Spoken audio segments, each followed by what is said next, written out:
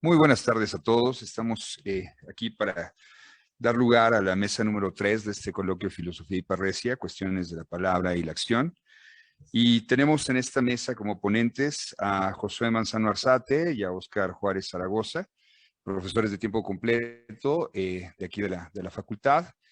Pues una larga trayectoria con ellos, prácticamente al frente de diferentes eventos, diferentes cuestiones dentro de la facultad, especialistas concretamente en el universo de la filosofía griega. También tenemos a Jairo Vladimir Sandoval Mota, quien es egresado aquí de la facultad también de Humanidades. Julio César Hernández González, también egresado. Y Fidel Argenis Flores, también egresado, hoy día prácticamente profesor de la Facultad de Psicología de FASICO. Pues sin mayor preámbulo, vamos a dar pie a la primera ponencia, que es de Josué Manzano Arzate y Óscar Juárez Zaragoza, que lleva el título de La pretensión de la filosofía, proponer una nueva mirada del origen de las cosas. Gracias.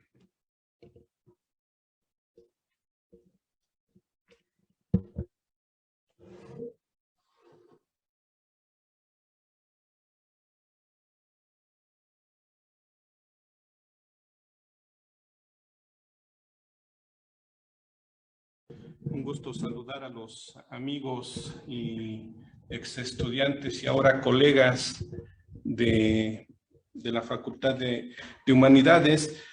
La tarea que hoy nos proponemos es mostrar por qué la filosofía es una pretensión y cómo ésta propone una nueva mirada del origen de las cosas. Dice la pretensión de la filosofía: el deseo de la filosofía radica en cambiar la forma en la que se miran las cosas para inaugurar una perspectiva distinta. Esto solo puede acontecer cuando se cambia la forma de interpretar el fenómeno en que se encuentra ante los sentidos, por lo que la nueva mirada implica todo un cambio de paradigma. Esta nueva mirada totalizadora, leo una cita de Cordero, sobre la realidad consiste en poner en relación algo conocido con la vida que caracteriza al carácter dinámico de la physis y atribuir este conjunto a aquello que es esencial para la vida. La humildad no tiene nada de ingenuo. Sea como fuere, ya el hecho de poner en relación la vida humana con esa suerte de vida cósmica general asegura que el ser humano debe encarar su existencia en armonía con la physis, cuyo ser comparte. Termino la cita.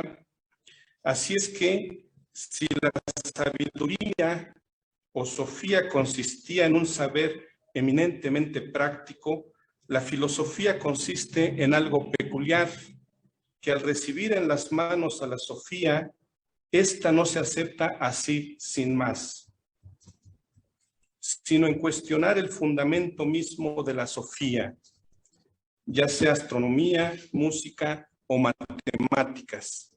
Por eso, la nueva mirada de las cosas no es otra cosa que un cambio de paradigma para observar algo distinto en las cosas mismas. Los problemas más relevantes no se pueden resolver utilizando un sistema, el que sea, que siempre ha fallado o que ya no da para más. Lo que importa es reconocer el problema. Si no se reconoce el problema, no se puede solucionar en primera instancia, y si ya se reconoció el problema, entonces tampoco se puede solucionar con un método que ha sido demostrado que no sirve para resolver tal o cual problema. Por esto es por lo que en lugar de encontrar figuras míticas, y aquí viene ya un poco el hablar con honestidad, encuentran solo physis, nos referimos a los primeros filósofos, que significa naturaleza que brota o naturaleza dinámica, o como lo afirma Cordero, los primeros filósofos utilizan la palabra physis, que significa naturaleza que brota, que crece, y planta en griego es phyta, ¿sí? Es ahí donde los griegos veían una realidad dinámica a la que llamaron physis. Los romanos vieron otra realidad estable a la que llamaron natura. Ahora entonces, desde esta perspectiva, la labor de los primeros que filosofaron se complica, pues, ¿cómo apresar aquello que es dinámico? ¿Cómo apresar el viento? Es decir, ¿cómo atrapar el origen de las cosas? Pues, aquí el primer esfuerzo que realizaron al proponer el concepto de physis, el concepto de ser, aún no existía, como lo señala Néstor Luis Cordero. Sin embargo, y ocurre que en su origen, el verbo fío, sobre el cual se forjó el sustantivo physis, estaba emparentado con el verbo eimi, que significa ser ese. La physis de algo es el ser de algo. La physis es el ser de todos los entes. Por esto es por lo que consideramos que los primeros que filosofaron tenían muy clara su pretensión, pues echaron mano del lenguaje que los acompañaba constantemente, dejando de lado la potencia de la imaginación que producían los mitos. Aún no se llegaba a un abstraccionismo como sucedió posteriormente con Platón. Luego hablo en un segundo término de la parresía como relación íntima con la verdad. La parresía solo puede ser comprendida como una actividad eminentemente verbal. A esta le corresponde solo al ser humano y será acompañada por la libertad y la franqueza. Ejercicio demandante considerando el peso cultural de la retórica que se deposita en el habla. El parresiasta, al hablar, inaugura cierto patos de la distancia con la persuasión, con el embuste, con la seguridad, con el engaño. Y el engaño no es parte de la naturaleza y la adulación lo delata inmediatamente. La mayoría de las imágenes míticas siempre son persuasivas. Por ejemplo, el destino trágico de Edipo, al cual le fue vaticinado que mataría a su padre y desposaría a su madre. En oposición a esta narrativa, el amante de la sabiduría, o sea, la narrativa mítica, el amante de la sabiduría antepone ciertas características como la sinceridad, la confianza, el candor, la esplendidez y sobre todo la conciencia de su hacer, como lo hacía Sócrates al revisar los elementos de la política con las consecuencias bien sabidas. La parresía es crítica por naturaleza y más la que acompaña a los primeros que filosofaron. Hacer parresía es desnudar la voz y el alma ante los demás, porque no se intenta la adulación de alguien en específico. En este acto, el que queda desnudo es el que habla, porque enuncia la forma en cómo se acerca al mundo y cómo lo percibe. En este caso, el filósofo es el que aniquila sus imágenes, sus propias imágenes que se ha creado, sustentadas por las creencias y augurios. Y en su lugar muestra un interior que puede ser escandaloso ante los demás. Pero pensándolo bien, creo que hasta la parresía es insostenible, porque si realmente mostráramos lo que pensamos y lo que sentimos en la mayoría de las ocasiones, pues terminaríamos haciendo un compendio de terror. En este sentido, el parresiasta intima con la verdad y su hablar es un despliegue de esta. Al ser crítico de sí mismo, lo es de su propia cultura. Paradójicamente, lo que sostiene su actividad es esta crítica. Sin duda es un ejercicio peligroso, pues al menos el discurrir sobre el estado de cosas incomodará a algunos. Por supuesto que pensamos en Epicuro como ejemplo. Para esto traemos a colación un pasaje del texto La risa de Epicuro. Aquí encontramos lo siguiente. Apolo le informa a Zeus que su don le ha mostrado el destino de los dioses, su desaparición por obra de un niño de nombre Epicuro. Ante esto, Zeus resuelve el dilema. Haremos de su madre una mujer supersticiosa que le infundirá el temor hacia todos los dioses como la más alta sabiduría. Sin embargo, Epicuro comienza a dudar que la tierra y el caos fueran los primeros dioses. De igual manera, dubita sobre las supersticiones de su madre. Además, tiene los libros que su padre tenía en casa, los cuales lleva a la escuela y por los cuales es reprendido.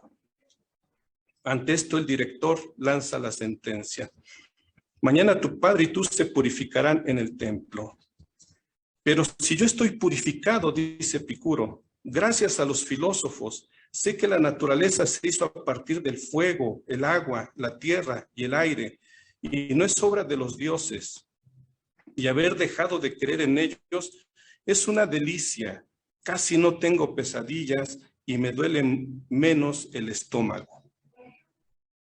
Bastante sincero el infante de nombre Epicuro, muy inocente como el niño que juega sin preocuparse frente al mar, de tal manera que la inocencia pasaría a ser un criterio de verdad de la parresía. Hablar honestamente, decir las cosas sin querer complacer a nadie, eso le corresponde a la retórica, el complacer a los demás. El parresiasta se libera, y esto pasa a ser una experiencia interna que suena bastante estruendosa ante los oídos modernos llenos de experiencias externas, porque solo sobre la inocencia y la honestidad se puede dejar de lado a esos acechadores que habitan en el destino. Nos estamos refiriendo a los dioses griegos y todas sus triquiñuelas. Pero esta inocencia no es una característica de nuestra época. Aquí recordamos aquella otra obra famosa del fantasma de Canterville, en donde los fantasmas del castillo recién comprado son asediados por los infantes, inocentes que corrían de un lado a otro sin temor alguno a las ruidosas cadenas añejas de los fantasmas. Así como los gemelos se liberaron del terror a los fantasmas, así el parresiasta experimenta una liberación en su decir. Pero aún nos hace falta tomar en consideración a Platón en este juego filosófico. Antes del inicio de la filosofía, los mitos intentaban dar orden a los dilemas propios del hombre. Estos se resolvían tomando como elementos centrales las imágenes de los dioses y sus órdenes, que en muchas de las ocasiones eran caprichos. Así la suerte de los hombres se encontraba a merced del estado de ánimo de las deidades y sus apetitos. En torno a los dioses se llevaban a cabo ritos, plegarias, sacrificios, etc. Cabe destacar que los griegos, antes de filosofar, ya utilizaban en sus mitos la imagen de materiales preexistentes eternos, porque la materia es eterna. Introducir referencia, por esto no es posible considerar que también este pueblo podía plantear la pregunta por la nada, pues el mundo no ha sido creado, este es eterno en sí mismo. Por otro lado, por el momento queda pendiente el análisis de cuáles son los puntos míticos que se encuentran dentro de las teorías que elaboran los primeros que filosofaron. Esto no nos exime de plantear que la filosofía tuvo su origen en Grecia por las características propias de su región, de su comercio, de su talento artístico, de su lenguaje y, por supuesto, de sus precedentes míticos. La filosofía griega se separa de las demás épocas porque ella se atreve a inaugurar una nueva mirada mediante la cual desea obtener no una fotografía del estado de las cosas, sino una tomografía que revela la constitución de los entes en general.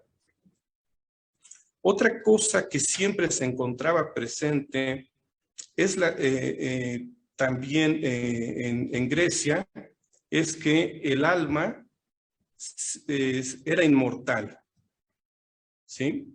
Y los primeros que filosofaron eran muy conscientes de esto. Había una gran influencia de los ritos órficos, de los pitagóricos, también ya estaban en ciernes, Entonces, los griegos también eran muy conscientes de que había que purificarla constantemente. Según lo hacían mostrar los ritos órficos, pues el mandato oficial de la práctica de los seguidores de Orfeo era que el alma está presa del cuerpo, de tal manera que la vida debía transcurrir bajo la amenaza de la reencarnación o de la pérdida del alma para siempre. Entonces, esta no es una vida sencilla, ¿no? Estar considerando que uno puede perderse en la nada, ¿no? Esta vida solo podía ser llevada sobre la constante elaboración de ritos de purificación que aseguraran la vida del alma. Por otro lado, se encontraría la imagen de Dionisos solicitando sacrificios en cuanto llegaba a tal o cual región, siempre anteponiendo la amenaza del castigo si no se cumplía con el recibimiento adecuado a la categoría de su rango. Son innumerables las narraciones que recogen los tormentosos crímenes que hacía cometer a los que se negaban. Por ejemplo, el de aquel rey que no le hizo ningún sacrificio a su llegada y lo enloqueció con bebidas embriagantes hasta que asesinó a todos sus hijos, porque en sus delirios creyó que estos eran ramas de una planta que lo envolvían y querían asfixiarlo. El mismo Nietzsche encontró que los griegos no pudieron desembarazarse de esta condena. A lo único que pudieron acceder es a una argucia política en la que se negocia la vida bajo la consideración de una posible vida armónica entre Dionisios y Apolo. Nuestra consideración es que solo bajo la condición de una estupidez mayúscula se puede acceder a esta creencia. Y solo bajo el terror se puede asegurar la pervivencia del mito atroz como el de Dioniso, al menos el de la embriaguez. Dicho sea de paso, imagen idílica que ampara los ejercicios del desajuste y la sinrazón la mayoría de las veces. Por eso nos parece tan noble, tan loable y tan elegante el ejercicio de los primeros que filosofaron, que se oponen a la dinámica de los mitos para establecer su lógica como origen de las cosas y en lugar de estos establecen la physis como sustento de todas las cosas, y es que, según Cordero, si echamos un vistazo, incluso superficial a la actividad de los primeros que filosofaron, vemos que todos estaban interesados en encontrar una explicación lo más coherente posible de la realidad, del universo, del hombre, y de la conducta a seguir. Y todo iba bien, Tales de Mileto de apuesta por el agua como origen de las cosas.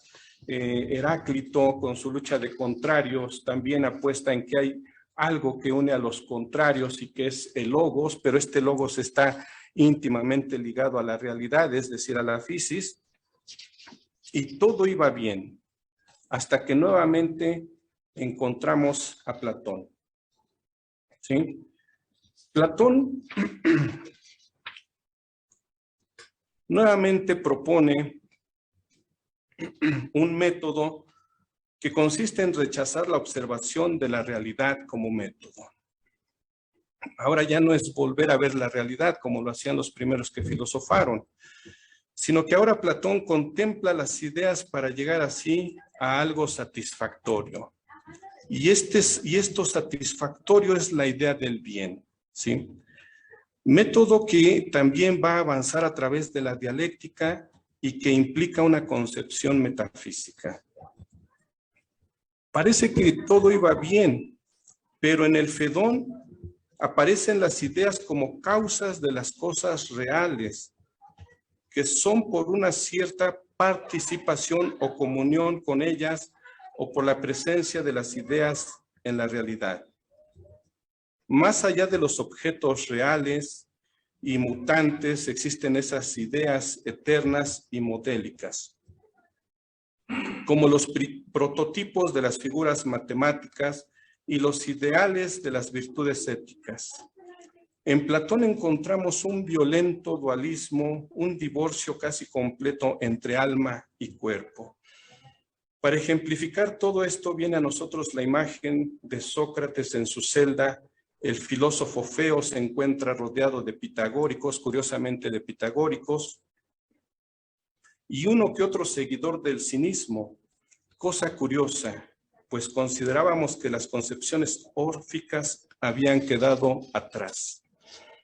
Pero esto no nos dice otra cosa más que los mitos y toda su dinámica religiosa y conceptual, en donde se considera que el alma es inmortal, subyace bajo todas las temáticas y todo el esfuerzo filosófico que habían desarrollado los primeros filósofos. Con Sócrates se reafirma que algo no quedó bien explicado, y esto es el alma misma.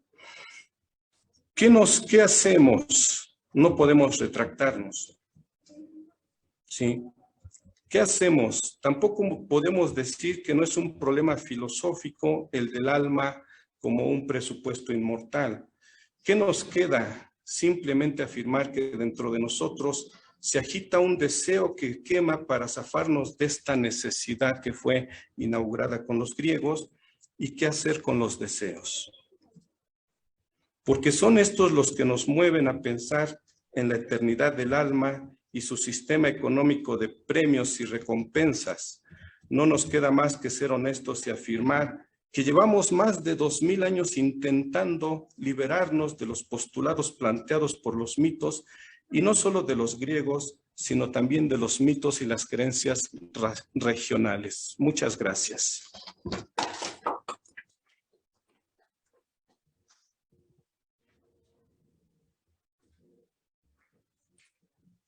Bueno, muchísimas gracias al doctor Josué al leer esta interesante ponencia hecha por el doctor Oscar Juárez y él mismo. Vamos, bueno, también quiero agradecer a las personas que están aquí en la sala. Sí, bienvenidos también. Y vamos ahora a escuchar a licenciado Julio César Hernández González, que nos presenta una ponencia titulada Fisis como respuesta a la pregunta por el fundamento en los filósofos de la naturaleza. Adelante, Julio, muchas gracias. Hola, ¿qué tal? ¿Qué tal? ¿Me escuchan todo perfecto? ¿Sí? ¿Todo muy bien? Ok, muy bien. Gracias. Primero, antes de dar inicio con mi intervención, quiero agradecer la invitación del doctor Josué Manzano, quien ha sido una, digamos, persona importante en mi formación profesional.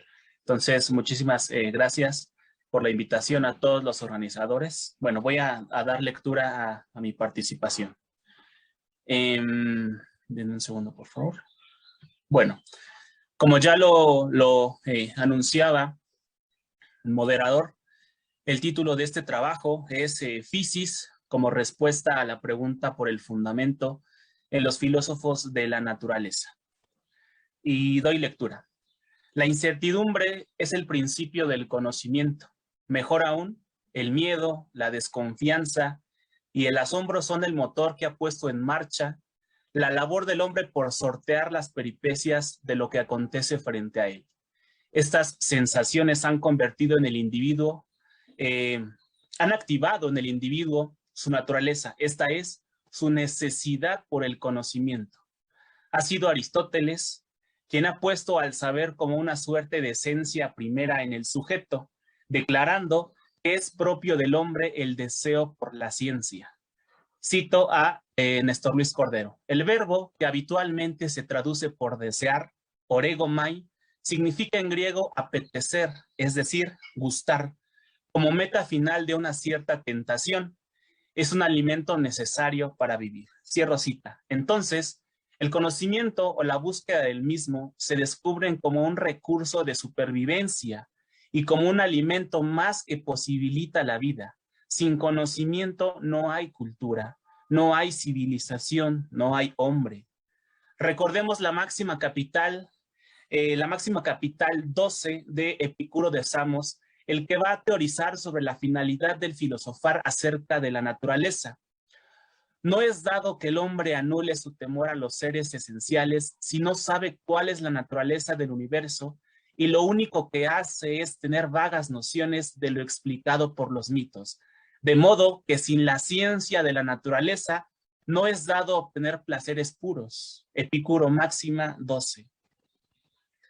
Esclarecer las ideas de lo perturbador fue la principal tarea del griego, que sirve como punto de partida en la búsqueda de seguridad. Fue entonces que aquellos hombres empezaron a ver el firmamento de otra manera, observarlo, teorizarlo y acercarse a él desde una perspectiva distinta, con el fin de obtener imperturbabilidad y evidencia de su estar en el cosmos. Otro modo de entender el mundo ha sido entonces la raíz del progreso de las ciencias y de la humanidad, pero siempre partiendo de lo ya conocido. La única herramienta para descifrar la naturaleza es la naturaleza misma. Es así que se parte de lo evidente para explicar lo velado a los sentidos. Nace una nueva ciencia. ¿Cuál es el quehacer del filósofo griego ante esta nueva praxis? Si nos es posible dar una respuesta a dicha interrogante, diremos que es encontrar el fundamento de todo lo que hay, desvelar la verdad que se encuentra en lo profundo, esto es, descubrir el mundo y aclararlo para hacerlo entendible y menos amenazante. Eso es la filosofía. Pero al mismo tiempo es un empeño por comprender la realidad propia, esa que está ante nosotros, la propia existencia.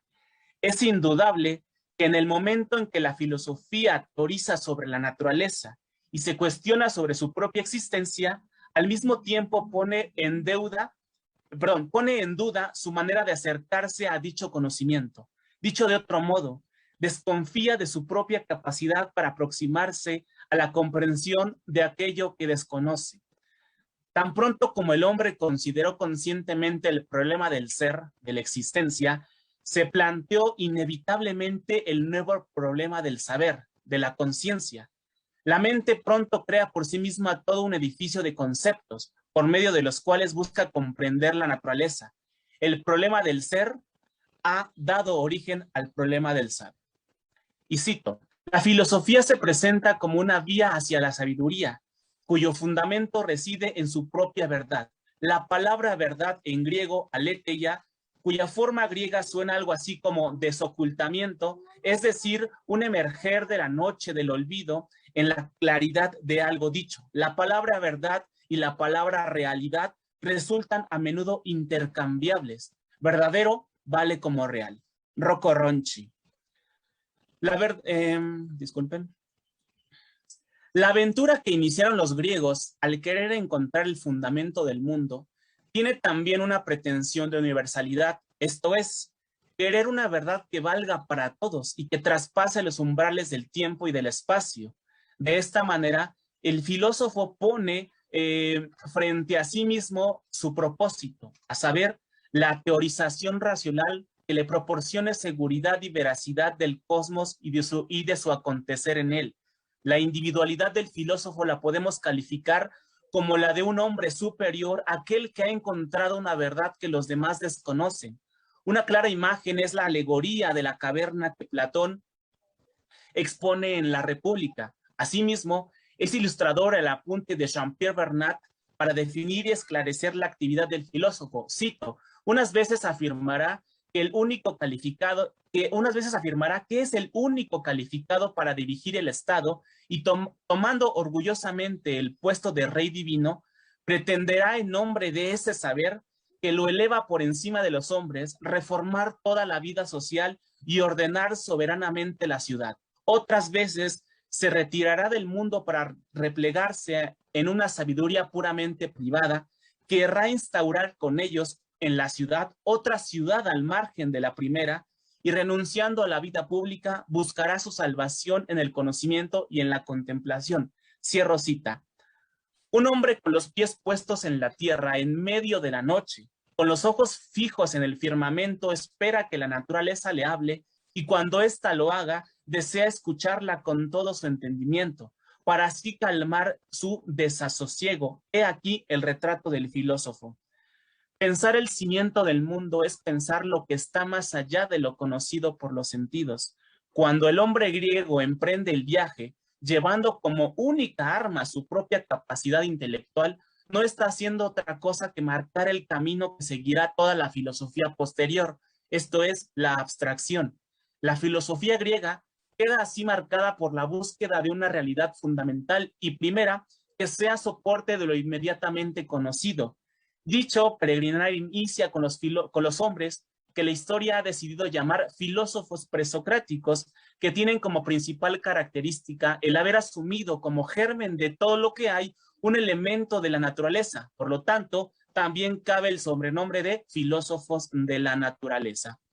Surge este nuevo perfil de sabiduría, a saber, el pensar lo inalcanzable, pero sin dejar de lado la realidad sensible. Por otro lado, Benjamin Farrington señala que la palabra sabiduría no tenía una sola acepción, es decir, no únicamente tenía que ver con un trabajo meramente intelectual. Y este apunte me parece interesante de Farrington porque al día de hoy la palabra sabiduría, o al menos en los inicios de la filosofía, la palabra sabiduría pues está asociada evidentemente con abstracción puramente intelectual. Y Farrington en su libro de La ciencia griega de Tales a Aristóteles nos dice lo siguiente. Dice, señala que la palabra sabiduría no tenía una sola acepción, es decir, no únicamente tenía que ver con un trabajo meramente intelectual. La palabra griega para expresar sabiduría, sofía, significa aún en esta época habilidad técnica y no especulación abstracta. Por eso me pareció importante el apunte. Mejor dicho, no se hacía distinción entre ambas, pues la mejor especulación se basa en la capacidad técnica. En este medio nace la filosofía natural de los jonios. Presentarla como enteramente absorta en especulaciones sobre los cielos es falso. ¿Vale? Bueno, continúo.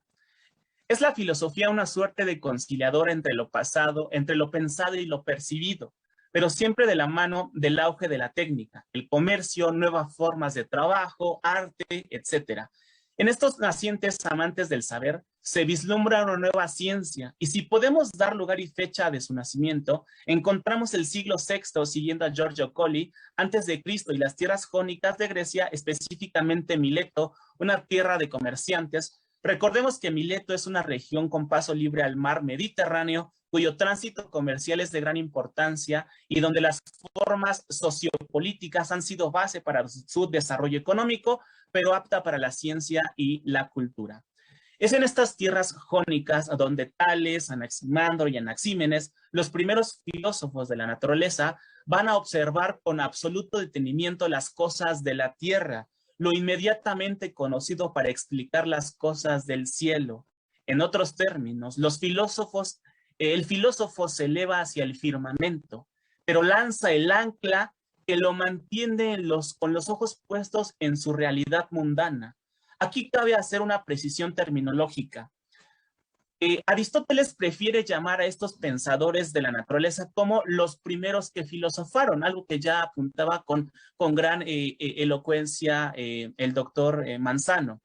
Aristóteles prefiere llamar a estos pensadores de la naturaleza como los primeros que filosofaron o como los físicos, de su afirmación según la cual, cito, de su afirmación según la cual la mayoría de los primeros que filosofaron pensaron que las causas se presentaban bajo la forma de la materia y que el iniciador de este tipo de filosofía fue Tales de Mileto, Néstor Luis Cordero.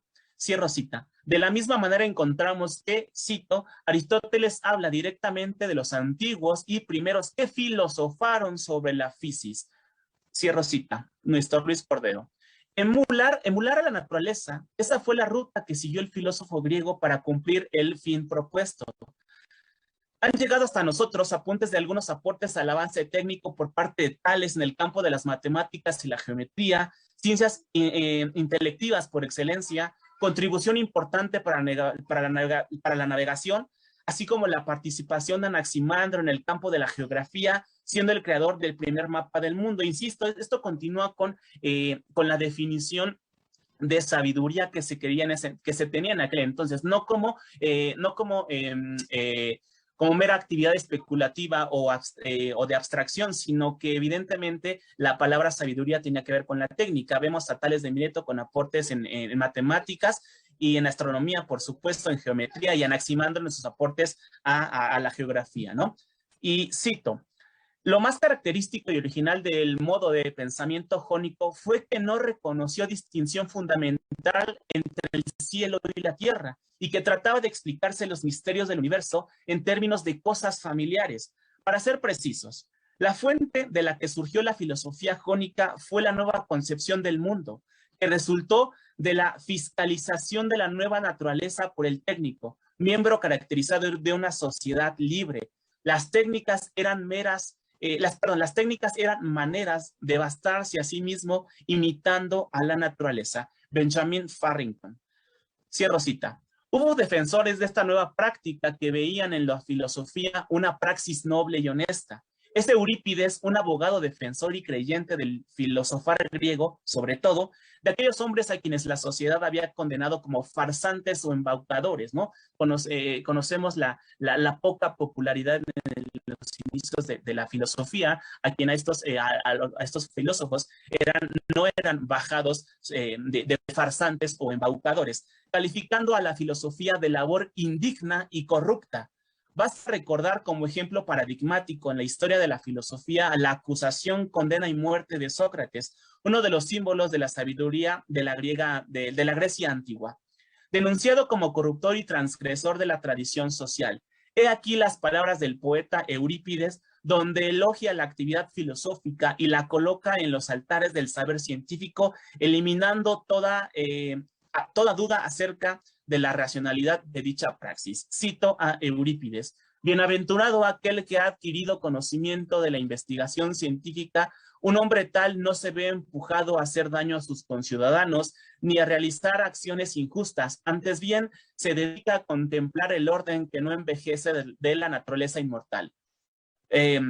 ¿Cuál vino a ser su contribución y de dónde y de qué manera se ha originado? Gente así no se ocupa de acciones indignas. 2. Fisis, pensar el principio. Indagar aquella primera naturaleza que subyace en el fondo de las cosas es para el griego dar respuesta a muchas interrogantes sobre el sentido de la existencia. Dentro de esta lógica debe haber un primer principio, mejor dicho, una primera sustancia que sea la causa de todo lo existente. Y este núcleo ha de buscarse y ser encontrado en las cosas del mundo. Es un elemento que no viene de fuera, antes bien, está en todo cuanto percibimos a nuestro alrededor. De esta manera, nace en la filosofía presocrática un concepto que va a ser fundamental en la historia de la filosofía. Este es fisis, que viene a significar aquel fundamento que posibilita la existencia de todo lo que hay en el universo.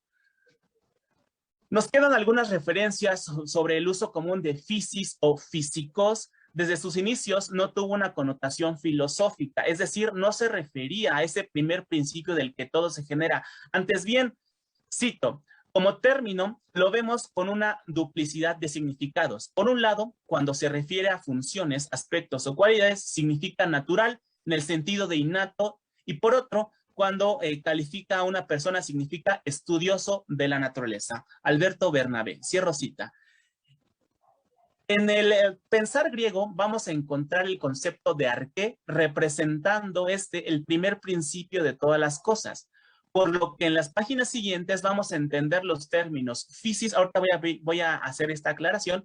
Vamos a entender en las páginas siguientes fisis y arqué, dos vocablos procedentes de la lengua griega como sinónimos. Esto es un poco controversial, pero ahora lo explico, ¿vale? Fisis y arqué como dos vocablos procedentes de la lengua griega como sinónimos, viniendo ambas voces a representar aquel soporte de todo cuanto se ha generado en el mundo.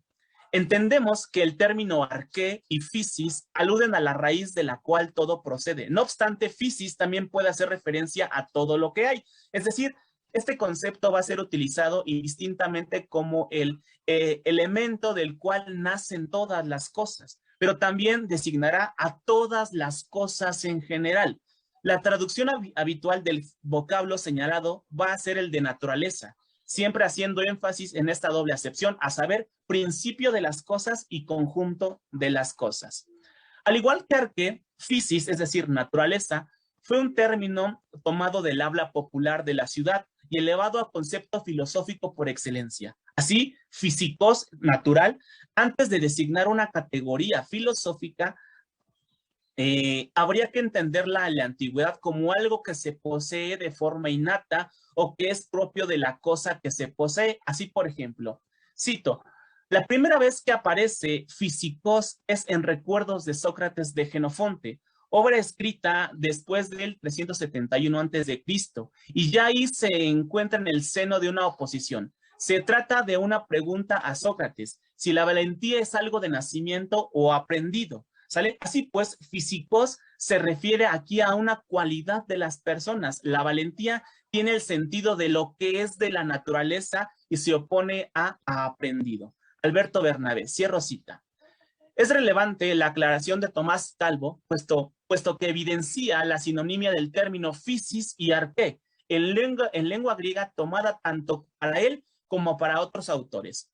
Abro cita. Algunos autores a cuya cabeza habrá que poner a Burnet han sostenido que el sentido filosófico primero de physis fue el de materia, de que algo está hecho. De acuerdo con esta explicación, la palabra physis en la indagación presocrática acerca de la naturaleza se refería originariamente a la sustancia o sustrato primordial, es decir, arché. Entonces, aquí Tomás Calvo haciendo este estudio acerca del origen de la palabra, nos dice que physis es la materia de lo que algo está hecho, ¿no? Y si arché significa a la sustancia o sustrato primordial, entonces cabe la posibilidad, o es mejor dicho, cabe la posibilidad de hacer esas dos voces, tanto arché como physis, voces sinonimias, ¿no?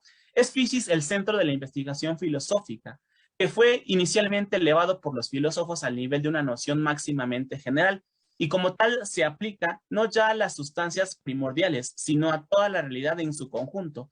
Todo pertenece al ámbito de la physis, dioses y hombres, cielos y tierra, plantas y animales.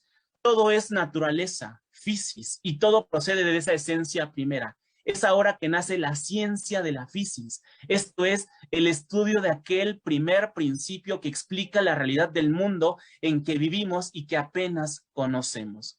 Physis es entonces el todo, entendido como una universalidad ordenada, y es precisamente la ciencia de la physis o filosofía de la naturaleza la encargada de descifrar ese orden, o al menos intuirlo.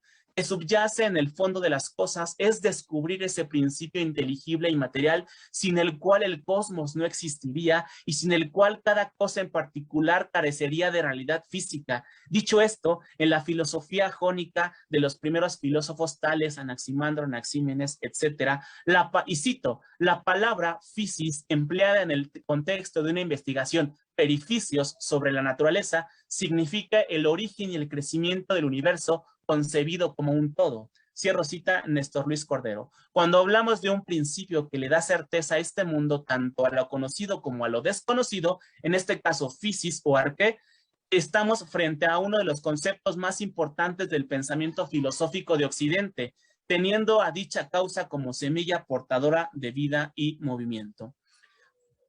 No sé cómo voy de tiempo, si puedo terminar, no sé. No sé si me pueden indicar por ahí. 3 minutos. Sí, ok, muy bien. Sí, ya falta poquito. Bueno, denme un segundo. Ok.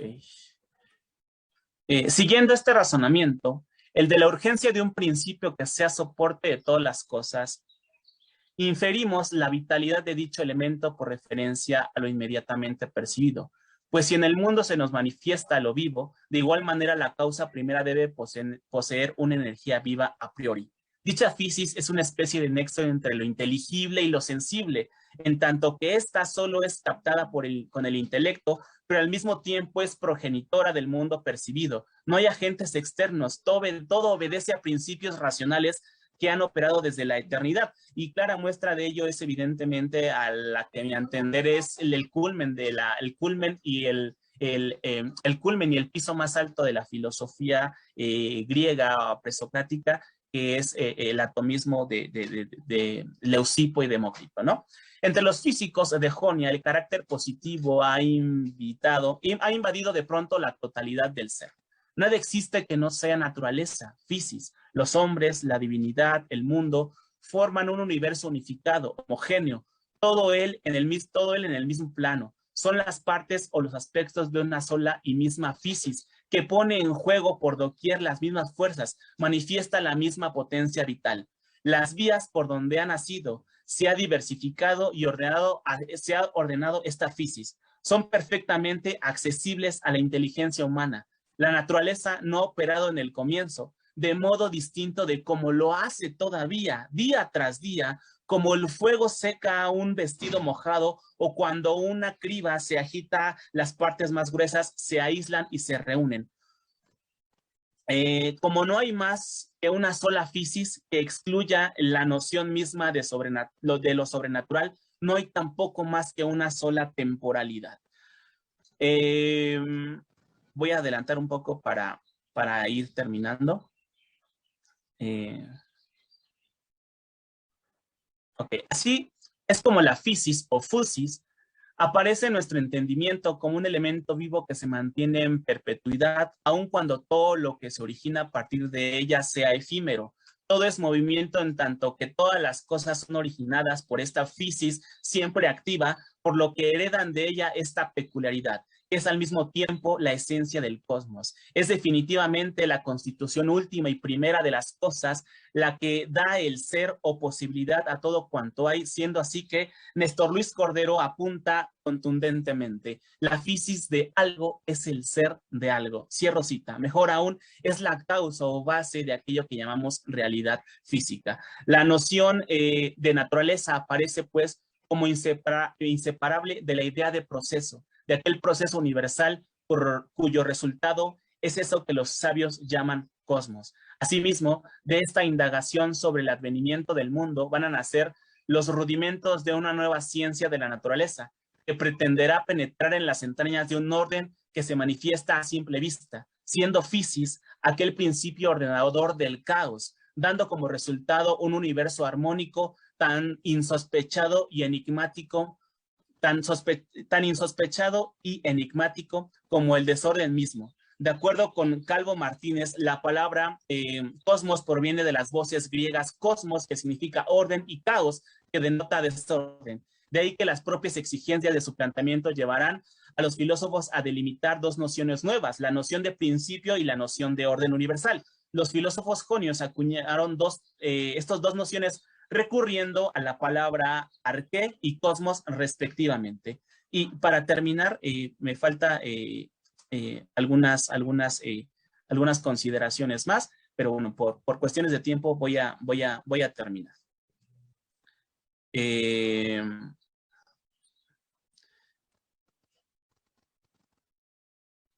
Todo lo que vemos, oímos, olemos, gustamos y tocamos es el resultado de ese primer principio, del cual no se tiene evidencia alguna en los inicios de la historia. Fue el asombro y la extrañeza lo que hizo que el hombre diera sus primeros pasos en la explicación del origen del mundo. De esta incertidumbre nacieron las nociones fantásticas y maravillosas que se ven reflejadas en el mito y por ende en la religión. De igual manera, en este afán de certeza, algo que la mitología ya no brindaba, que nace la filosofía como un empeño por brindar seguridad y estabilidad al existir humano. Termino. La búsqueda de la physis también tiene un objetivo, como objetivo confirmar la verdad del mundo de la vida, del acontecer inmediato, que por naturaleza es de cambios, movimientos y transformaciones. Así que esa primera realidad debe ser portadora de una suerte de dinamismo que le transmite a todas las cosas del cosmos, pues si los sentidos atestiguan que el mundo está en perpetuo movimiento, la razón deduce que ese principio fundante es agente proveedor de vitalidad. La physis es principio activo presente en cada cosa de la totalidad. En cada entidad dotada de corporeidad se halla el elemento primigenio. Por consiguiente, lo físico y lo metafísico son la dualidad armónica que caracteriza a esta filosofía de la naturaleza. Muchísimas gracias.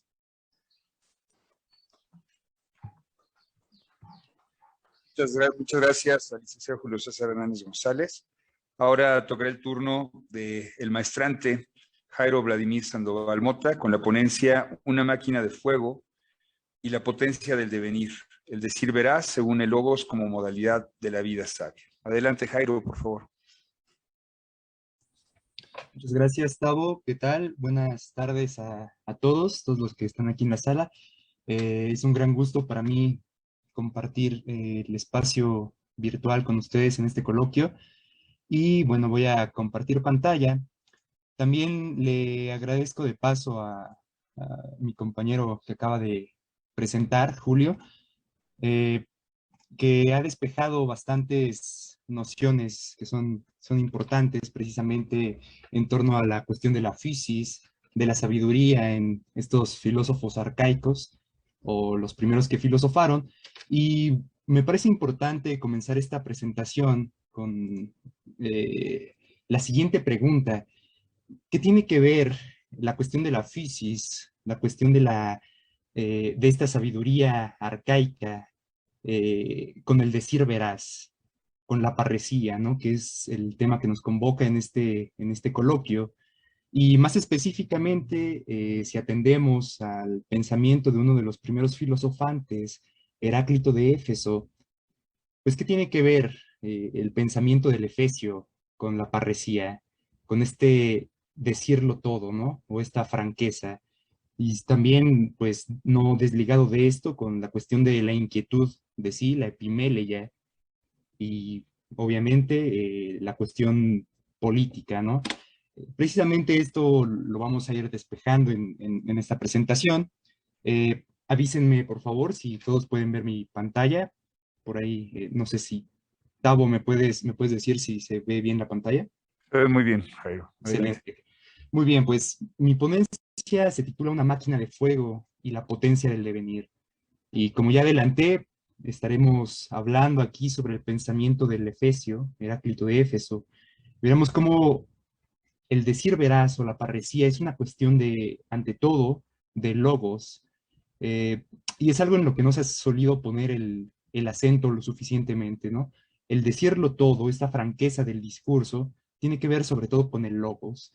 Y en el caso del Efesio, este logos indudablemente se liga a la vida sabia, a la modalidad de la vida sabia. Ahora bien, para entrar al pensamiento del de Éfeso y en general para el pensamiento, comprender de una mejor manera el pensamiento de los llamados presocráticos, es necesario comenzar por eh, unas cuantas prevenciones, podemos decir, ¿no? De las maneras en que los estudios, ya desde antiguo, ya desde el mismo Platón, pero hasta la modernidad, hasta la época contemporánea, eh, las tácticas de que se han servido para lo que yo llamo desactivar el pensamiento presocrático, desarmarlo, hacerlo algo inofensivo. Y de manera muy esquemática, estas tácticas que se han usado es precisamente hacer de los presocráticos unos filósofos de la naturaleza, eh, partiendo del testimonio aristotélico. Y con filósofos de la naturaleza lo que se ha solido hacer es entenderlos como protocientíficos o la naturaleza entendida a la manera moderna, ¿no? Que como ya apuntaba un poco por ahí Julio, pues en realidad la fisis tiene una variedad de sentidos que no coinciden del todo con nuestra noción moderna de naturaleza. En segunda instancia, pues al hacer los filósofos de la naturaleza exclusivamente, se quiere hacer creer que no se interesaron por las cuestiones éticas y políticas, ¿no? O que si lo hicieron fue de manera muy marginal, muy secundaria, que el núcleo de su pensamiento era la naturaleza, ¿no? Y de ahí precisamente la denominación presocrático, viendo a lo socrático o el periodo que se inaugura con Sócrates como un periodo antropológico donde la reflexión ya se centra en el hombre, ¿no? Eh, precisamente en este sentido, presocráticos también se entiende a la manera de lo prearistotélico, es decir, como estos filósofos que antecedieron la reflexión aristotélica, que de alguna manera son el germen o el estado infantil de la filosofía aristotélica, y en ese sentido, pues habrían reflexionado sobre las causas de las cosas, sobre la causa originaria del todo y sobre la fisis, ya decía, entendido un poco a la manera moderna, pero también entendido como ese organismo que está configurado conforme a un telos, una finalidad. Y en otro aspecto, el logos en los presocráticos se vería también a la manera aristotélica, únicamente como un órgano, como un instrumento o una herramienta para aprender esta fisis. Y por último, una consideración que nos viene señalada por Nietzsche es que desde antiguo se nos dice, y no solo en referencia a los presocráticos, sino en general, en referencia a todo filósofo, todo pensamiento filosófico, que se debe prescindir de la expresión personal, del carácter, de la actitud vital. De ahí que muchas veces las biografías sean dejadas a un lado o no se encuentre la relación entre el modo de vivir, el carácter de un filósofo y su pensamiento. Por el contrario, Nietzsche nos diría que hay que prestar atención precisamente al carácter, a la manera de manifestarse en la vida de los filósofos, porque allí es donde está el germen de su pensamiento. Y más específicamente, si vamos a la neutralización de Heráclito, lo que se ha solido hacer para hacer de Heráclito también un filósofo inofensivo, pues podemos señalar los siguientes puntos. El primero tiene que ver con lo que ya de manera general señalaba, ¿no? Respecto a los presocráticos. Se le hace un filósofo de la naturaleza, es decir, habría centrado su reflexión en el mundo exterior, mundo físico, y también en este sentido se le suelen achacar dos motes, ¿no? El filósofo del fuego, por un lado, que tiene que ver con la cuestión del arjé. Se dice que es un filósofo que pensó el principio de las cosas y el elemento natural que él escogió fue el fuego, ¿no? Y lo segundo es que es un filósofo del devenir, entendiendo por devenir un mero, un simple, un llano, todo fluye, ¿no? De la impermanencia, todo está en constante fluir. Recordemos los pasajes de los fragmentos de los ríos que eh, precisamente se retoman para justificar esto. Otra visión un poco diferente a la anterior es hacerlo un filósofo ontológico, ¿no? En este sentido se habría interesado por el ser de las cosas, el ser del mundo o la estructura de la fisis o de la realidad. Y también en este sentido se apuntaría que en Heráclito no hay un interés ético ni político, ¿no? Que se interesa sobre todo por el ser del mundo, el ser de lo que llamamos real, pero muy vagamente, de manera muy de pasada, se interesaría por una cuestión ética, una política, ¿no? Otro punto que se suele utilizar para desactivar Heráclito es hacerlo un antecesor de la dialéctica hegeliana, en el sentido de que este pensamiento de los opuestos, que es totalmente primordial en Heráclito, totalmente fundante de su modo de pensar, pues seguiría un poco el esquema hegeliano, ¿no? Que terminaría en una unidad, en una síntesis o en una reconciliación, o algunos llaman identidad de los opuestos. Esto también, como veremos, pues en realidad neutraliza a Heráclito y de alguna manera traiciona su pensamiento. También se le hace autor de un libro o tratado sobre la naturaleza, es decir, los fragmentos dispersos que poseen en sí mismos una forma aforística, se intentan reunir bajo una coherencia lógica, bajo la forma del libro. Y de esta manera también se intenta hacer de su pensamiento algo más digerible, algo que se puede aprender y exponer de una manera harto sencilla. Por último, en la cuestión del carácter, pues es conocido que desde antiguo, además de llamarle el oscuro, se le decía que era melancólico eh, y también misántropo o a partir de Cicerón, pero sobre todo en la época del Renacimiento, se plasma esta imagen de Heráclito como el filósofo llorón, ¿no? Son todas, si nos damos cuenta, pasiones tristes, se hace del pensamiento de Heráclito un pensamiento triste, un pensamiento pesimista, ¿no? Que pues podría verse que está muy alejado de la vida, de lo vital. Pero, pues ya decía, ¿no? Todo esto de alguna manera nos mantiene a sana o a salvaguarda del pensamiento de Heráclito y de lo que nos puede significar atender a este pensamiento con toda su fuerza. Para desmentir un poco estos prejuicios que se tienen sobre Heráclito, bastarían unos cuantos comentarios, unos cuantos pasajes o noticias que nos vienen de antiguo. Primero viene de Clemente en sus Estrómatas, donde nos habla ya de una actitud política de Heráclito, donde se nos dice que persuade a un tirano que presuntamente gobernaba en la época de Heráclito en Éfeso, lo persuade a dejar el gobierno. Además de que es también conocida la anécdota, que algunos tacharán de pues falsa, de que desdeña la invitación del rey Darío a visitar Persia, el rey persa que en esos momentos históricos pues representaba el foco más grande de poder en Asia Menor. Ahora bien, estas dos noticias que nos transmite aquí Clemente sirven para reconsiderar la actividad de Heráclito y sobre todo yo subrayo aquí el persuadió, ¿no? Porque la persuasión, veremos que si lo equiparamos con los aforismos que poseemos de Heráclito, pues esta persuasión seguramente no se trató de una persuasión retórica, suave, blanda, sino que por el contrario debió ser algo contundente, algo demoledor, una sentencia mordaz contra el tirano Meláncoma. Otro testimonio que nos sirve para comenzar a adentrarnos en esta cuestión, en la dimensión parresiástica que existe en Heráclito, nos viene de Diógenes Laercio, en donde por un lado se nos habla de esto que aparece ya en los aforismos de Heráclito, que es que ataca a los efesios, a sus conciudadanos, por desterrar a su amigo Hermodoro, que presuntamente estaría proponiendo algunas reformas en el ámbito político, ¿no? Es decir, Heráclito defiende estas reformas que propone Hermodoro, los efesios destierran a Hermodoro y bueno, Heráclito se pronuncia en contra de esto. Lo segundo es que en algún momento se presume que fue llamado por sus conciudadanos para instituir leyes en la ciudad y él rechaza esta invitación. Eh, este rechazo no debe verse como una simple huida o un escape del ámbito político, sino más bien como un gesto político, él mismo, ¿no?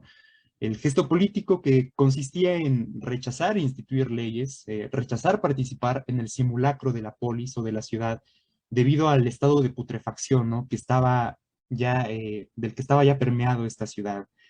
Además de esto, recordemos que también se nos transmite que Heráclito provenía de una familia real, poseía por herencia un cargo honorífico, un cargo de basileus, pero él renuncia a este cargo.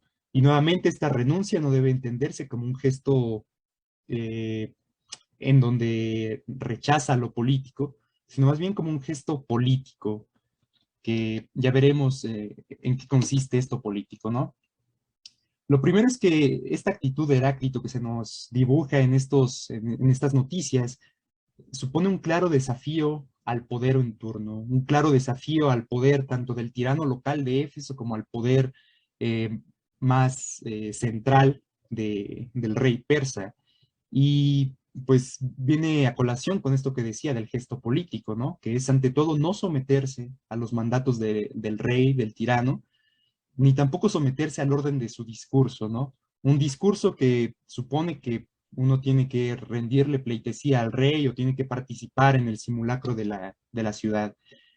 Hay un desprecio entonces y también una resistencia ante ese poder, al poder en general, el poder en cuanto tal. Y bueno, aquí viene entonces esto que decía, ¿no? Una renuncia al estatus, al cargo hereditario de basileus o rey, un rechazo a la participación en los simulacros de la ciudad.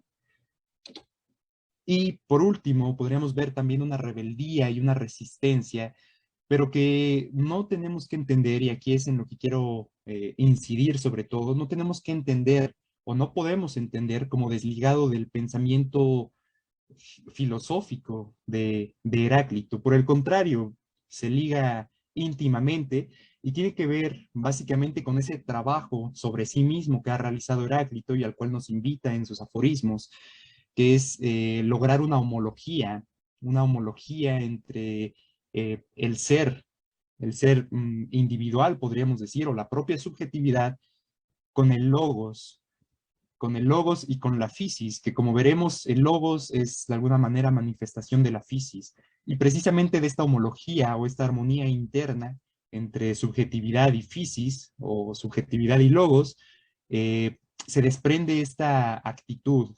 política y ética de rebelarse y resistir al poder en turno.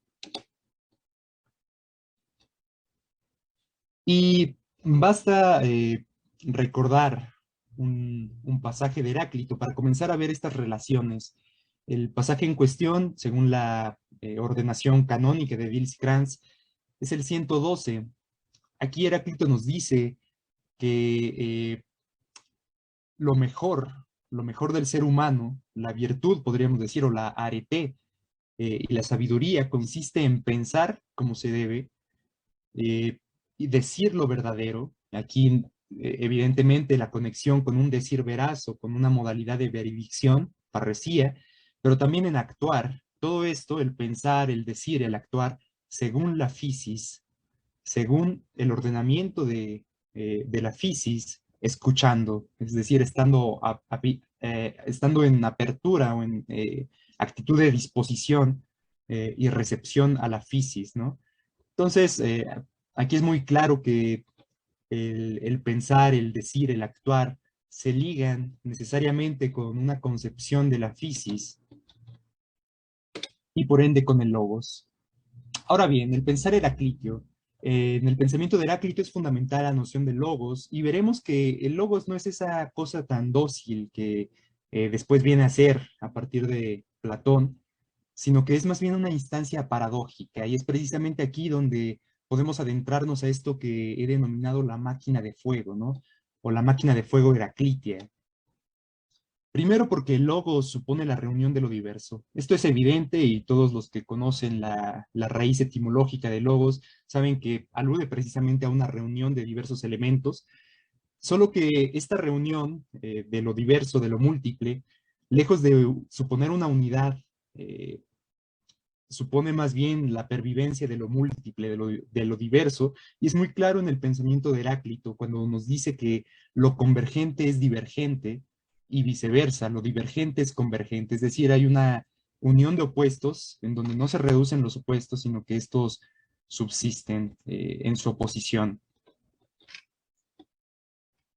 Se trata entonces de una unidad que no erradica las diferencias, y aquí podemos ver el carácter paradójico entonces del logos y del pensar heraclitio y de la constitución misma de la fisis. Esta unidad nos supone entonces que las diferencias o lo múltiple se encadena en una homogeneidad. Por el contrario, es unidad de lo heterogéneo, de lo diferente, de lo discordante.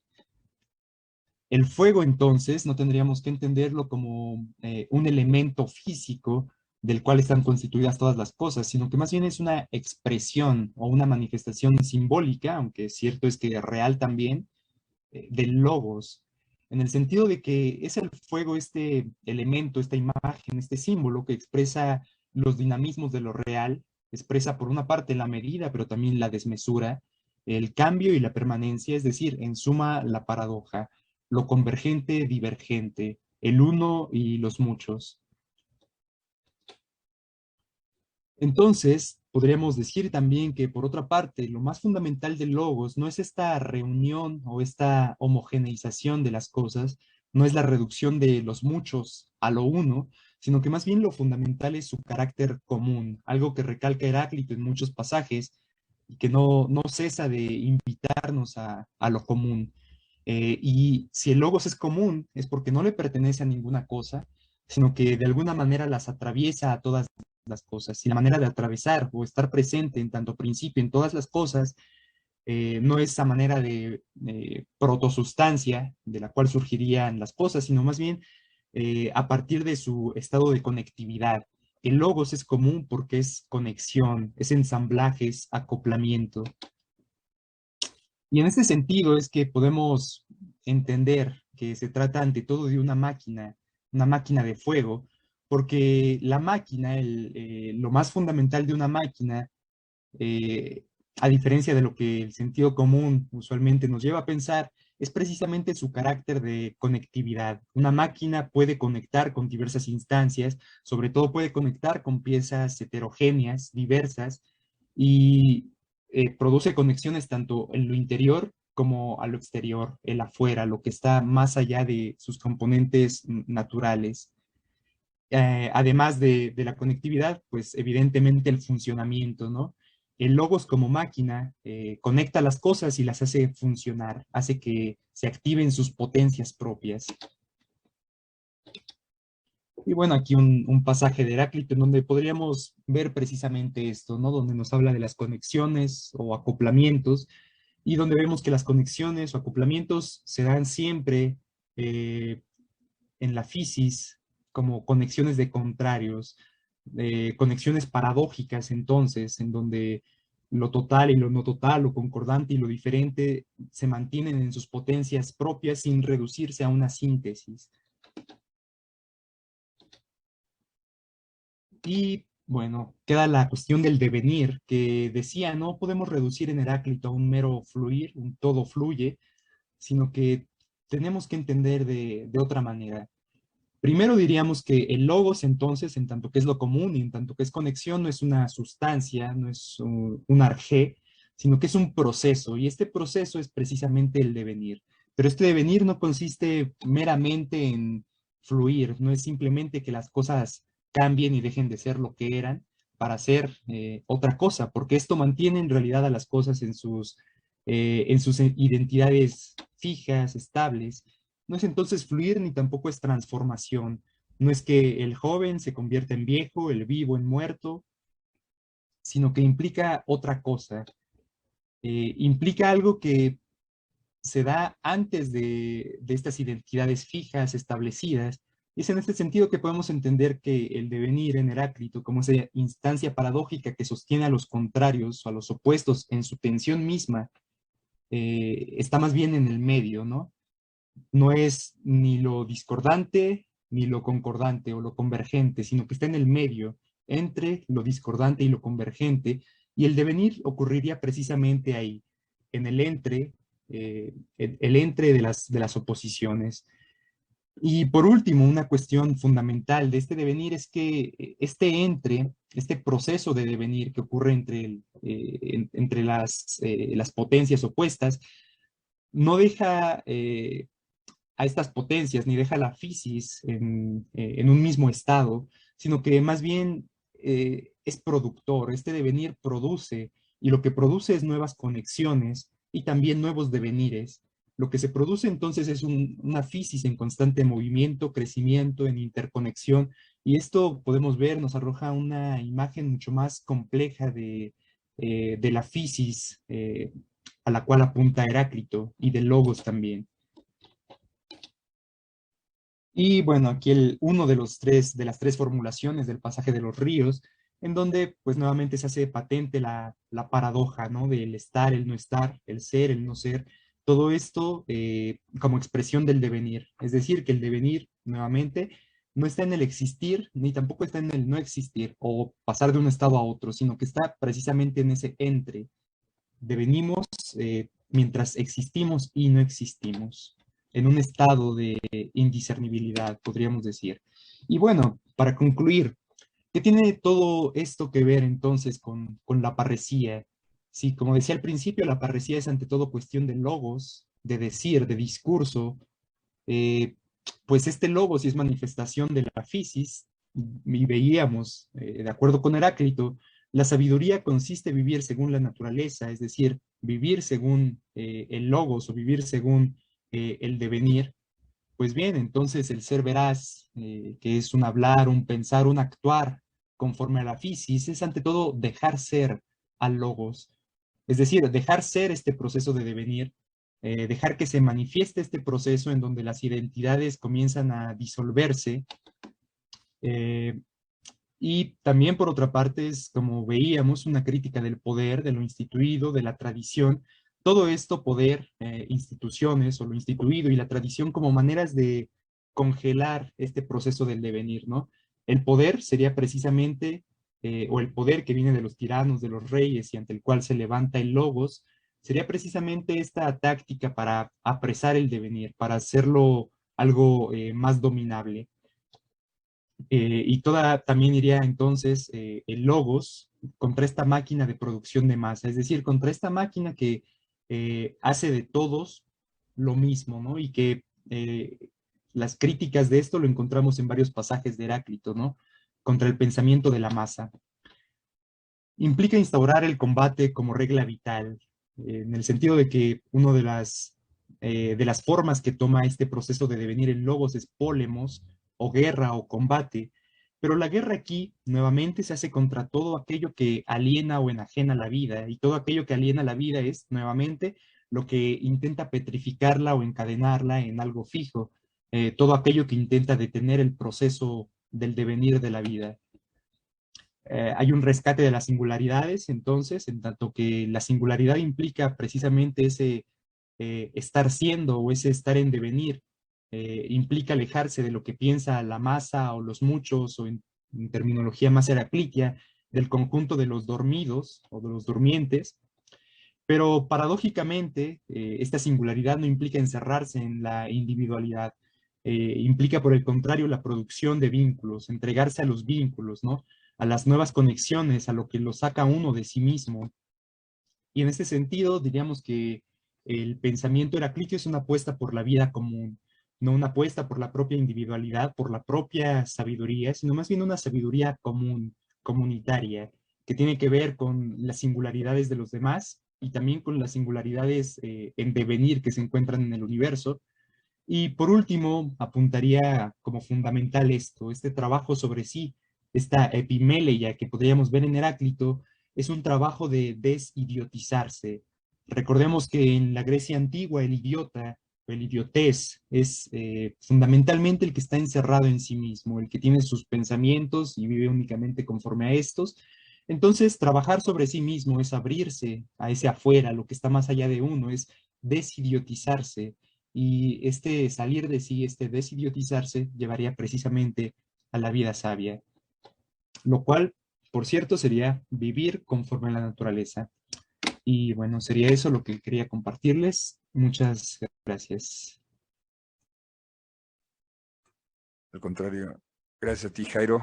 Muy interesante la ponencia. Vamos a darle lugar al maestro Fidel Argenis Flores, que nos presenta una ponencia llamada Aspasia de Mileto, maestra de la sofística. Adelante, Fidel. Muchas gracias, espero que me escuchen bien. Sí, se me escucha bien, Se escucha muy bien, sí. Excelente, excelente. Bueno, vamos a comenzar entonces con la charla del día de hoy. Espero no pasarme de tiempo. Bueno, si me paso de tiempo, pues ya ahí que el moderador haga uso de su parresia y me calle el hocico, ¿no? Cuando ya me pase de tiempo. Vamos a comenzar. Erigirse como mujer culta en la antigüedad griega no era cosa sencilla, ya que lo masculino y lo femenino tenían bien delimitadas sus funciones. Las mujeres se ven reducidas al cuidado del hogar y a participar poco o nada de la vida pública y cultural de la sociedad griega. No obstante, algunos nombres sobresalen para mostrarnos la potencia reflexiva de la feminidad. Safo de Lesbos, Artemisia de Halicarnaso, Diótima, Telésica de Argos e innegablemente Aspasia de Mileto. Considerada por la tradición como la concubina de Pericles por el hecho de ser su segunda esposa, Aspasia aparece en el diálogo platónico Menexeno como autora de un discurso fúnebre. La intención de Platón en dicho diálogo es burlarse de los sofistas y dar una imagen de Pericles, el máximo representante de la democracia, irrisoria y poco ética, puesto que Platón apuesta por la tiranía y descree de la democracia. De ahí que pretenda hacer de sus discursos algo elaborado por una mujer que además fue prostituta. Algunos otros cómicos se darán a una tarea similar y harán de Aspasia una mujer de dudosa reputación. De esta suerte, en los acarnienses, Aristófanes la pone como causa y origen de la guerra, mientras que el comediógrafo Hermipo de impiedad y de llevar a la prostitución a mujeres libres. Dentro de tanta difamación, vale la pena destacar rasgos filosóficos importantes de este personaje. El primero de ellos es el hecho de que Aspasia, para Plutarco y Antístenes, así como para Platón y el mismísimo Sócrates, es maestra de retórica, y formó en estas artes al mismísimo Pericles. Ella enseña el arte de hablar, es una sofista cuyo conocimiento del poder de la palabra le valió el elogio de Sócrates, quien por cierto, por ahí en Plutarco y en el mismo Genofonte, se dice que fue su alumno, ¿no? Sócrates fue alumno de Aspasia. Y mejor aún, nos permite afirmar una formación cívica, cultural y educativa que le brindó las herramientas para hacer de la lingüística un arte de persuasión, agente político que comunica ideas, argumentos, emociones y experiencias. Particularmente estas dos últimas, en tanto que Aspasia es autora de versos amatorios. Dicho sea de paso, como Gorgias, Aspasia es sofista, poeta que se expresa con artificio para elaborar discursos que trastoquen las emociones del oyente y activen su reflexión, su memoria y su existencia. Combinando la espontaneidad y la preparación, sumada a una sofisticada cultura, Aspasia construye sus discursos y elabora un saber decir lejos de toda rigidez, capaz de cultivar los espíritus más agrestes e ignorantes. Para prueba, aquella anécdota que señala cómo educó a su segundo marido, Lísicles, un rústico y rico campesino que al ser educado por Aspasia, fue un personaje culto y admirado por sus coetáneos. Aspasia es así, docente y filósofa que sabe enseñar sus artes, educa hablando, y muy a pesar de Platón, hace del diálogo gesto filosófico y pedagógico, donde la alocución y la conversación realizan una formación existencial entre los participantes. No se trata de hablar y escuchar, sino de educar, de persuadir, de animar el filosofar y hacer de la palabra vehículo de la reflexión. Aspasia de Mileto, docente, sofista y poeta, es un personaje intelectual de una eminencia mayor. Sus discursos son de carácter público, no hermético. Su academia son las calles, sus saberes populares. Habla para todos y quiere provocar reflexión mediante la palabra, no en unos cuantos, sino democráticamente en todos. Surge así una oratoria filosófica y pedagógica que pone la palabra a la orden de la educación, la reflexión y la necesidad existencial, ya que los discursos de Aspasia tienen la finalidad de enaltecer el ánimo y consolar la existencia para liberarse de las penas y congratular los días en una existencia del buen vivir.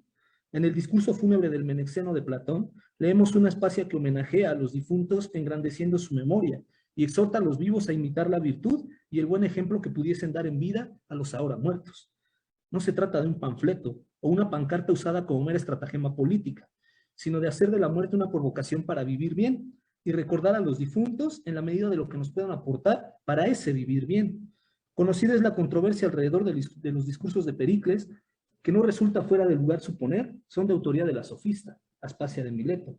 Ella representa, así, un espíritu ilustrado que por su condición femenina enarbola un saber filosófico irreverente, que además educa a dos de los más grandes espíritus y caracteres de la cultura universal, Pericles y Sócrates.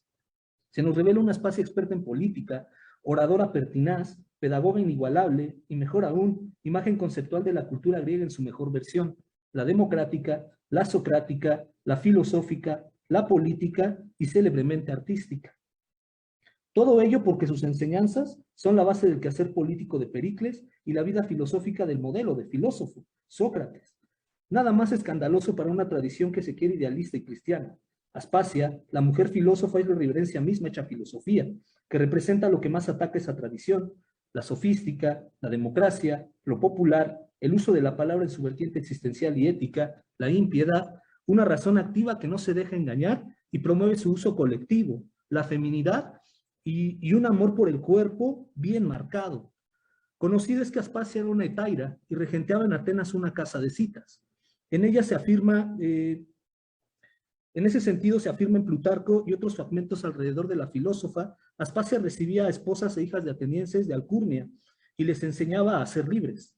Otros fragmentos señalan que era experta en asuntos matrimoniales, capaz de educar para la prudencia, el canto, la administración doméstica, la belleza femenina y la economía de la casa, además de enseñar cultura, historia, filosofía y el uso de los placeres del cuerpo, ya que las hetairas eran mujeres libres, no asimilables a la esposa tradicional ni a la prostituta o concubina, sino mujeres libres de nivel cultural medio alto, que acompañaban y entretenían a los hombres a banquetes y eventos sociales que exigen charla, intelecto y belleza física. Las héteras, por tal hecho, eran mujeres que tenían el mismo grado de libertad y cultura que los hombres, ya que por su esmerada educación administraban sus propias casas y eran libres de asistir a todo acto social. La hétera no está sujeta a una casa, no lleva por título el apellido del hombre, de ahí su fama de seductoras, que se venden para sobrevivir cual prostitutas, con la diferencia de que la hétera es una mujer cultivada, instruida y libre. Aspasia enseña a ser hétera, a liberarse, a valerse por sí misma, a cultivarse en la retórica y la filosofía para manifestarse como mujer libre y sabia, culta y filosóficamente instruida para la oratoria, la retórica y, ¿por qué no?, los placeres de la gozosa materia que es el cuerpo. Con ello podemos afirmar que Aspasia no se acomoda al rol con que la tradición quiere hacernos ver a la mujer griega, la esposa buena y honrada que vive oculta en una casa y desempeña su papel de madre, hija y mujer sumisa, como Penélope, esperando fiel en Ítaca a su aventurero. Lejos de ello, Aspasia se muestra culta, libre, liberada, sombra de Pericles que no se opaca ante su hombría, y más bien lo educa, le hace reconocer el valor de la palabra y le muestra que un sofista, en este caso, una sofista, es portadora de una cultura y una capacidad filosófica digna de ser tomada en cuenta. De esta manera, Aspasia de Mileto es una figura excepcional que no podemos reducir a una prostituta de lujo, sino antes bien mostrarla como un personaje conceptual que influye sobremanera en la cultura occidental y filosófica, porque educa a Pericles, educa a Sócrates, libera a las mujeres y mejor aún, hace de la palabra pedagogía, de la oratoria educación, de la retórica vehículo para la persuasión que posibilite reflexión, y de esta reflexión, practicidad ética y existencial que no se olvida del cuerpo gozoso que somos. Una sofista poeta, hétera y materialista, cuya grandeza filosófica se ensombrece por su labor de educar para la libertad de las mentes y de los cuerpos de la feminidad griega. Aunado a su emparejamiento con Pericles, ante tal opacamiento de su excepcional e inigualable figura, se hace necesario recuperar su libre pensamiento, su educación hacia la mujer posada en una cultura de la libertad y en un saber hacer corporal y placentero que se ve acompañado de un saber decir reflexivo, ordenado, poético y profundamente filosófico, en tanto persuasivo, gozoso y existencial.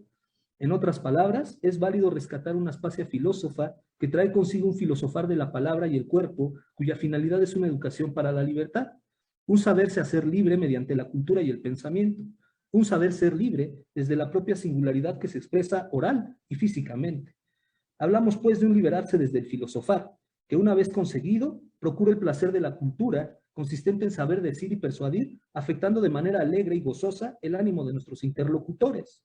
No hay academias ni encierros, no hay trasmundos ni sometimiento al filósofo rey, mucho menos reverencia ciega a un mundo de ideas puras que haga ver la materia, el cuerpo y la carne como lo más impuro y sucio del mundo. No existe el rechazo al devenir de lo que somos, no hay subordinación ciega a todo lo que niegue los singulares placeres de la carne. No hay idealismo, solo un aspasionismo que exige una retórica del buen vivir, que además nos exige ser y saber ser libres. Un aspasionismo como pócima contra el idealismo que se manifiesta absolutista y dogmático. Una mujer hétera, culta, sofista, pedagoga, poeta y materialista, que además fue acusada de impiedad por su pretensión de educar en la libertad a las mujeres. Como personaje conceptual que hace temblar a un hombre que habla por boca de su maestro, que además fue alumno de Aspasia, que levanta toda una tradición con miras a rechazar el mundo, la poesía, el cuerpo, la carne, la libertad, dos formas de entender el ejercicio filosófico, dos visiones del mundo, dos personajes griegos que definen el quehacer del pensador, pero bajo maneras distintas. La mujer apostando por el libre existir que educa y genera discursos éticos y existenciales. El hombre que huye del mundo hacia ideas y repúblicas sofocráticas. Una mujer que enseña a otras la cultura y la filosofía como herramienta de liberación frente a un hombre que se quiere filósofo rey. Si de elegir se trata, habrá que invitar a quedarse con Aspasia. Eso sería todo. Muchas gracias. Gracias a ti, Fidel. Muchas gracias. Pues bueno, vamos a abrir la sesión de preguntas y respuestas.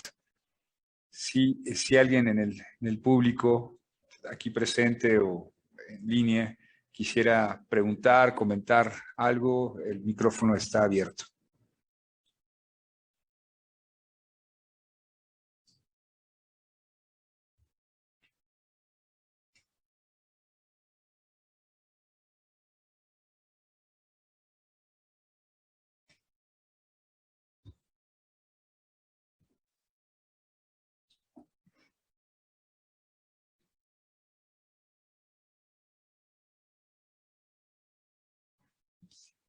Sí, Juan Carlos, adelante. Hola, ¿qué tal, profesores? Buenos días. Bueno, pues la pregunta va particularmente para el profesor Manzano. Quisiera, bueno, pedirle pues que desarrolle un poco más la idea acerca de su afirmación durante su exposición, la cual versaba sobre la imposibilidad de la parresía, dado que, bueno, en su uso, según sus palabras, puede desencadenar un ambiente de terror. Gracias. Perdón, sí, Juan Carlos, si puedes repetir lo primero, por favor.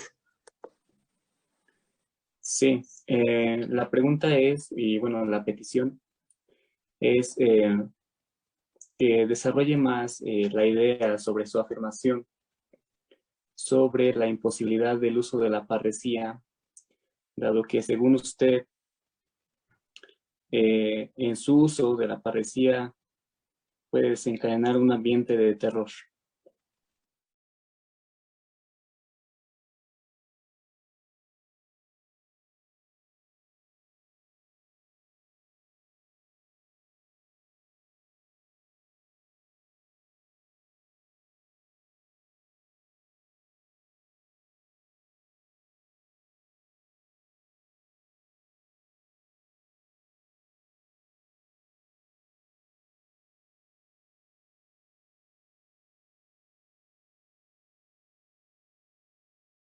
Más tenebrosos, nuestros deseos más siniestros.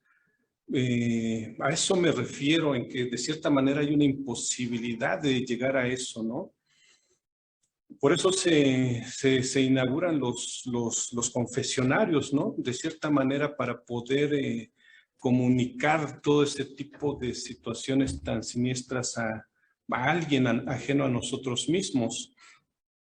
O en otra cosa, o en otra situación, pensar un poco como lo hacían algunos llamados indígenas en México, en que se abrazaban a un árbol y confesaban todas esas partes oscuras, la parte vergonzosa, dice Nietzsche en la genealogía de la moral, la confesaban al árbol mismo, ¿no? De tal manera que quedaba resguardada allí y solamente el árbol y el otro lo sabían.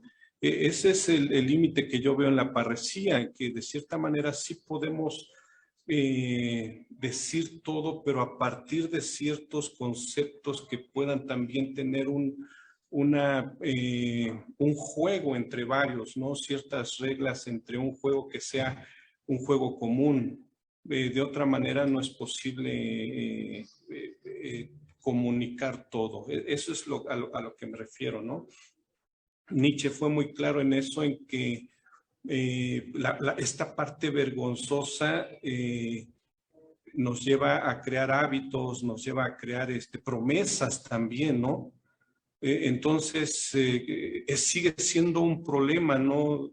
No con esto quiero decir que ya solucionamos la parte de la comunicación hacia el exterior, sino al contrario, que se vuelve más problemática. Y tal vez en este sentido, pues debamos de elaborar o tenemos que elaborar otros conceptos más elegantes o las figuras literarias, etcétera, para poder decir todo esto. Pienso en Poe, pienso en los crímenes de la calle Morgue, etcétera, ¿no? Pienso en la literatura, pienso en la música, pienso en el teatro mismo como puntos de fuga para poder decir esta parte vergonzosa de otra forma. Esa sería la cuestión, Carlos. Gracias por la pregunta. Gracias, Josué. Si alguien más tiene alguna otra pregunta, alguna duda, algún comentario. Sí, aquí en la sala tenemos una. Sí, Jairo, ¿quieres venir al micrófono para que te escuche? Sí, ok.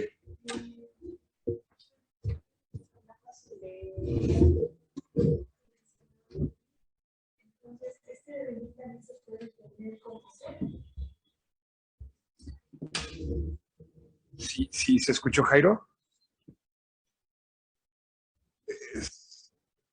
No, si te puedes acercar un poquito, si quieres. Aquí.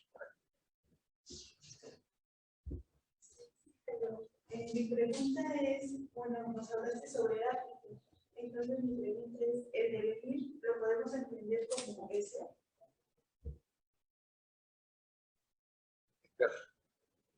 Como no, el devenir lo podemos entender como el ser, desde la perspectiva de Heráclito, es la pregunta. Ok, muchas gracias por la pregunta, no te veo, pero gracias. En principio no, porque la tradición ha constituido una noción de ser tal que precisamente se hace excluyente o se pone en situación de contrariedad con el devenir.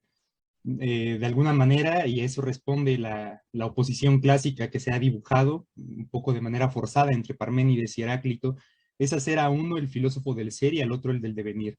La síntesis de Platón y de toda la filosofía posterior sería precisamente que el ser no es devenir, el ser es lo que permanece. Entonces, en principio no, sería excluyente, pero si entendemos más bien el ser, no como esa cosa sólida, homogénea, estática, dura, sino más bien como proceso, entonces definitivamente sí.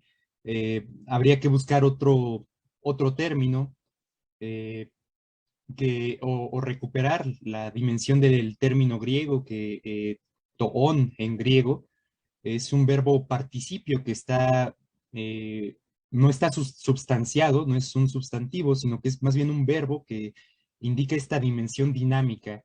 Una traducción más o menos fiel del griego sería lo que está haciendo. Y entonces si entendemos por toón lo que está haciendo, definitivamente Heráclito estaría hablando de lo que está haciendo.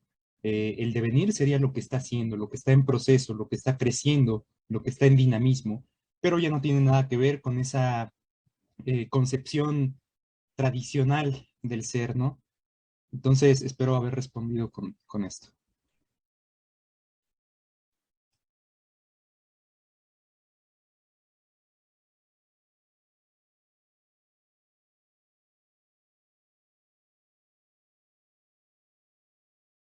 Si las singularidades las podemos entender como cosas también.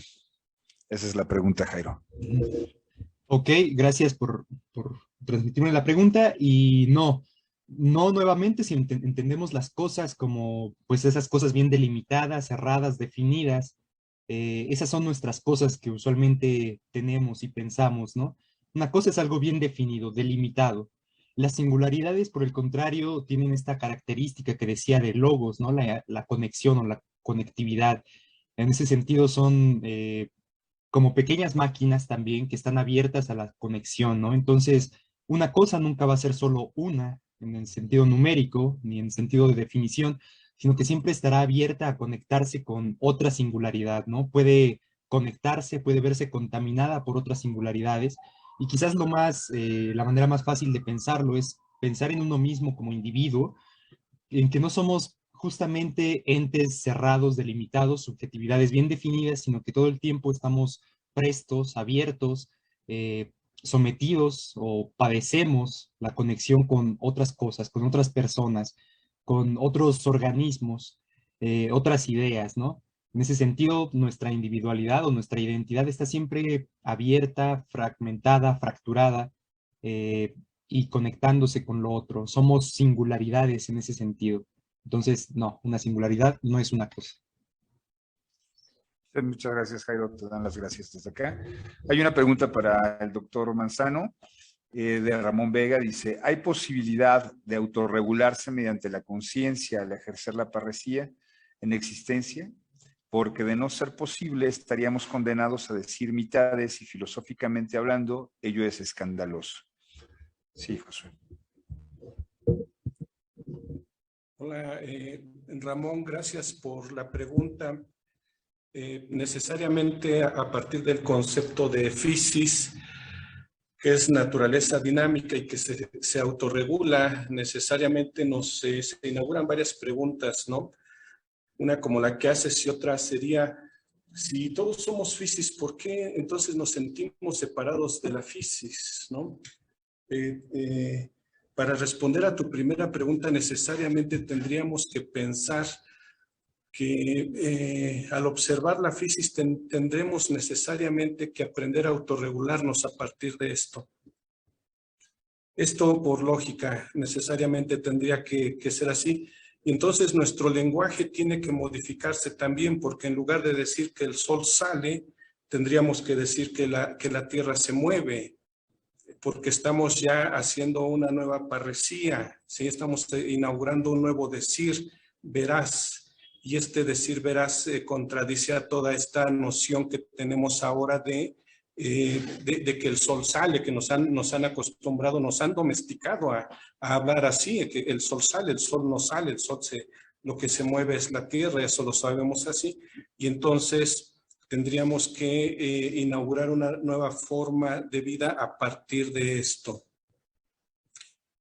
¿Cómo decir las cosas completas para autorregularnos? Bueno, pues no ocultando esas cosas oscuras, como decíamos anteriormente. No siempre traigo a colación esta parte de Nietzsche, insisto, de la genealogía de la moral, en donde él mismo nos dice que los psicólogos ingleses descubrieron esta parte vergonzosa que nos lleva a ser hábitos y que nos impide vivir con el ritmo de la naturaleza. Entonces, esta parresía tendría que ser una especie de autoparresía, o sea, confesarse a sí mismo estas partes vergonzosas. Por eso, al final de esta narrativa que hice el día de hoy, pregunto, ¿qué nos queda? O sea, ¿qué nos queda? Pues confesarnos que seguimos prendados de los postulados planteados por los mitos desde hace más de 2000 años, pero también confesarnos que que estamos prendados de los mitos regionales, de las creencias regionales, ¿no? Ejemplo así muy burdo, y permítaseme que se dé a partir de esta parresía, en mi pueblo ya no hay milpas, ¿no? O sea, ya no hay terrenos para sembrar, pero se sigue celebrando el día del 15 de mayo, ¿no? De San Isidro. O sea, ya no hay ya no hay milpas para hacer esa consagración a la tierra, pero sí sigue habiendo una promesa en que si no se le hace ese tributo a San Isidro, San Isidrito, les digo allí en mi pueblo, pues no nos va a mandar las lluvias. O sea, vaya cosa, ¿no? Entonces, es esta autoconfesión que debemos de hacernos de que seguimos prendados de creencias regionales también. Entonces, y eso también con las otras cosas también más oscuras, más tenebrosas, más terribles.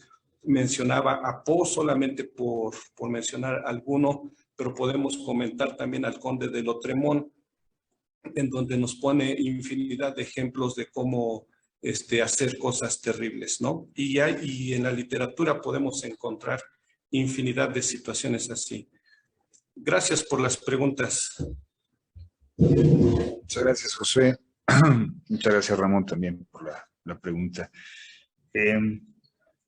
Bueno, al no haber una pregunta más, pues bueno, les queremos dar las gracias por su asistencia a esta tercera mesa.